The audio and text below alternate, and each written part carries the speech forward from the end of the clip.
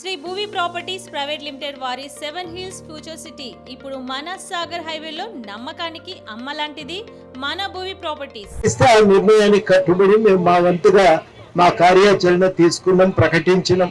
దాన్ని అమలు చేయటానికి మా వంతుగా మేము తోడ్పాటును అందించడం. ఇవాళ కూడా అదే ఆలోచనతో ఉన్నాం.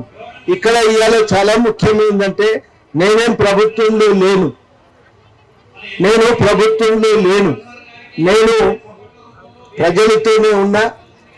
ప్రభుత్వానికి మేము ఏదైనా మద్దతు ఇస్తే అది బయట నుంచి ఇచ్చే మద్దతే తప్పగానే మేము ఆ ప్రభుత్వంలో అంతర్భాగంగా లేమనేది కూడా స్పష్టంగా చెప్పదలిచిన. భూసేకరణ అనేది చాలా అనాగరికమైన పద్ధతుల్లో సాగుతున్నది. దాదాపు పోయిన ప్రభుత్వం 2,40,000 ఎకరాల భూమి దీన్ని పోయిన ప్రభుత్వం సేకరించి, ఈ సేకరించిన భూమి చాలా అన్యాయమైన అనాగరికమైన పద్ధతుల్లోనే సాగింది. చాలా సార్లు ఈ సేకరణ గురించి ఎవరు పట్టించుకోనటువంటి సమయాల్లో కూడా మేము అందరం కూర్చొని ఈ పద్ధతులను వ్యతిరేకిస్తూ ఆ రోజు దీక్ష చేద్దామని నిర్ణయించుకుంటే పర్మిషన్లు ఇవ్వలే. ఆ రోజు మేమందరం కలిసి హైదరాబాద్లో మా ఇంట్లోనే దీక్ష చేయవలసిన అవసరం ఏర్పడ్డది. అన్ని చోట్ల భూబాధితులను పిలిచి ఆ భూబాధితులతోనే హైదరాబాద్లోనే ఒక సెమినార్ నిర్వహించినాం. ఆ సెమినార్ ద్వారా వచ్చినటువంటి ఆలోచనల ప్రకారము 2017లో భూసేకరణ చట్టాన్ని సవరిస్తున్నప్పుడు అఖిలపక్ష సమావేశం ఏర్పాటు చేసినాం. ఈ అఖిలపక్ష సమావేశం మాకెవరో పిలిచి చెప్పింది కాదు, మా సొంత ఖర్చులతోని జేబులోకి వెళ్ళి పైసలు పెట్టుకొని నిర్వహించినటువంటి కార్యక్రమాలు. ఎక్కడెక్కడ భూసేకరణ జరిగితే అన్ని ప్రాంతాలకు వెళ్ళినాం. ఆ ప్రాంతాల్లో రైతులతో మాట్లాడినాం, న్యాయ సలహాలు అందించినాం. ఒక సమయంలో ఇక్కడనే ఈ చెరువు మన కేసీఆర్ ఫామ్ హౌస్ పక్కన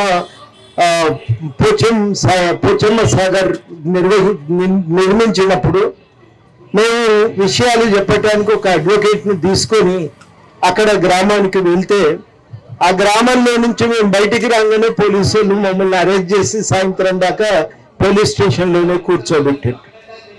ఇట్లాంటివి చాలా ఘటనలు జరిగినాక అఖిలపక్ష సమావేశంలో 2017 సవరణ మీద చాలా లోతుగా ప్రతిపాదనలు పెట్టి అన్ని పార్టీలకు ఈ విషయాలపైన విచారణ సమాచారం అందించి దీనికి వ్యతిరేకంగా పోరాటం చేయటానికి ముందు నిలబడవలసిందిగా వారిని కోరినాం. ఆ విషయాలపైన వాళ్ళు చేసే ప్రతిపాదనలు చేసింది. ఒక లాభం ఏమైందంటే 2017 సవరణ చట్టం ద్వారా అప్పటి ప్రభుత్వం తీసుకొచ్చిన మార్పులన్నింటినీ కేంద్రం అంగీకరించలేదు, కొన్నింటిని తిరస్కరించింది. అయినా ఇది మన ప్రయాణం అనేది సాగుతూనే ఉంది. భూసేకరణ విషయంలో ఇవాళకి కూడా నేను చెప్పేది ఏంటంటే, ఈ అనాగరికమైన పద్ధతులతో బలవంతంగా భూసేకరణ పనికిరాదు. సుప్రీంకోర్టు స్పష్టమైన మార్గనిర్దేశన చేసింది, ప్రజా అవసరాలకే తప్ప వ్యక్తిగతమైన అవసరాల కోసం భూసేకరణ చేయకూడదు అనే మాట కూడా వాళ్ళు సూచన చేసి, వాళ్ళు చాలా స్పష్టంగా అటువంటి భూసేకరణను ఆపాలని, చాలా పెద్ద ఎత్తున భూసేకరణపై సమీక్ష జరగవలసిన అవసరం ఉంది. ఆ సమీక్ష జరిగి ఈ భూసేకరణ పద్ధతులపైన ఒక మార్పును సాధించడానికి మనందరం కూడా పూనుకోవలసిన అవసరం ఉంది. ఆ ప్రయత్నం తప్పకుండా సీరియస్ గా జరగవలసినటువంటి ప్రయత్నం అది. దానికి ఎప్పుడు కూడా ముందుంటాం, మేమే బాధ్యత తీసుకుంటాం. మా ఇక్కడ దారసత్యం కూడా ఉన్నాడు, నిరంజన్ కూడా ఉన్నాడు. మేమే బాధ్యత తీసుకునేటువంటి సెమినార్ ఏర్పాటు చేస్తాం. దానిపైన నోట్ ఒకటి డీటెయిల్డ్గా మేము తయారు చేసినాం. ఈ 2-3 ఏళ్లుగా జరుగుతున్న అనేక ప్లీనరీల్లో కూడా ఈ విషయాలపైన మేము తీర్మానాలు తయారు చేసినాం. ఆ తీర్మానాల కాపీలు కూడా మీ అందరికీ అందుబాటులో ఉంటాయి. వీటి ఆధారంగా మేము చేసే కార్యక్రమాలు చేస్తాం. మీ విషయంలో కూడా కలెక్టర్తో మాట్లాడినా, నాకు నేనుగా పోవటం అవసరమని మీ గ్రామస్తులు వచ్చి నన్ను అడిగినప్పుడు మా వెంట కలెక్టర్ దగ్గరికి రమ్మన్నప్పుడు మేము వాళ్ళెంబడి కలెక్టర్ దగ్గరికి పోయినాం. అదొక్కటే కాదు, మినిస్టర్ని కలవాలంటే వాళ్ళెంబడి మినిస్టర్లను కలిసి మాట్లాడేది మా అవసరం కాదు. భూ బాధితుల యొక్క అవసరాల ప్రకారం వాళ్ళు ఏం మాట్లాడదలుచుకుంటారో చెప్పదలుచుకుంటారో వాళ్ళు చెప్తారు. గట్టిగా మినిస్టర్ కు తెలియజెప్పడానికి పూనుకోవలసినటువంటి బాధ్యత మా నెత్తిన ఉన్నప్పుడు మేము ఆ పనిలో వెనుక పోలేదు. ఖచ్చితంగా ఈ పని చాలా సీరియస్ గా ఇప్పుడే కాదు రేపు కూడా చేస్తాము. మేము కూడా కోరేది ఏంటంటే ప్రతి గ్రామం ఇవాళ భూకొంత సేకరణ జరిగింది. అక్కడ ఫార్మాసిటీ వద్దు అనే డిమాండ్ మీద మనం ముందు నుంచి మాట్లాడుతున్నాం. ఇవాళ కూడా అదే విషయాన్ని మాట్లాడుతూనే ఉన్నాం. అదే మాట మాత్రం కాకుండా ప్రతి గ్రామానికి మిగిలి ఉన్న భూమిని వదిలిపెట్టాలనే డిమాండ్ కూడా మద్దతు తెలియజేస్తున్నాం. ఈ గ్రామాలను నిలబెట్టడానికి బతికించడానికి తప్పకుండా ఒక ప్రయత్నం చేయాలనేది మేము ఈ డిమాండ్ ప్రభుత్వం ముందు పెట్టినాం.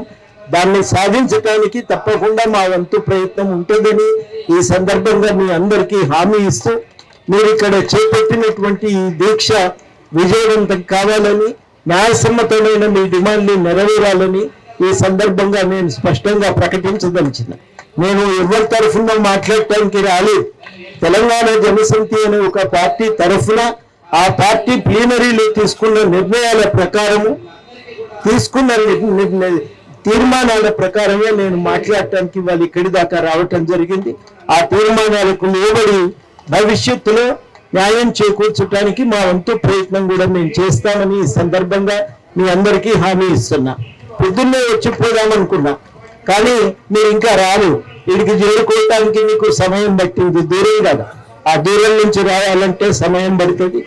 మీరు వచ్చినాక ఈలోగా నాకు వేరే మీటింగ్ ఉంటే చూసుకొని మళ్ళా ఇక్కడికి వచ్చిపోదాం, కలిసిపోదామని చెప్పి నేను ఇక్కడి దాకా రావటం జరిగింది. మీతో ఉంటాను, మీ సమస్యల పరిష్కారానికి ప్రయత్నం చేస్తానని హామీ ఇస్తూ సెలవు.